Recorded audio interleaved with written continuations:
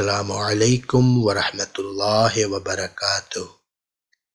پیارے دوستو، آپ کو دی اسلامک چینل میں خوش آمدید کہتا ہوں۔ پیارے دوستو، ہم اپنی زندگی میں کچھ ایسی غلطیاں کر دیتے ہیں کہ جو غلطیاں ہماری نیکیوں کو تباہ کر دیتی ہیں۔ پیارے دوستو، آج جو میں اقوال بیان کرنے جا رہا ہوں، یہ شعر خدا حضرت علی رضی اللہ تعالیٰ عنہ کے ہیں۔ آپ فرماتے ہیں، گناہ پر شرمندہ ہونا گناہ کو مٹا دیتا ہے، نیکی پر مغرور ہونا نیکی کو تباہ کر دیتا ہے۔ آپ فرماتے ہیں، عقیدے میں شک رکھنا شرک کے برابر ہے۔ آپ فرماتے ہیں، شکر نعمت حصول نعمت کا باعث ہے اور ناشکری حصول زحمت کا باعث ہے۔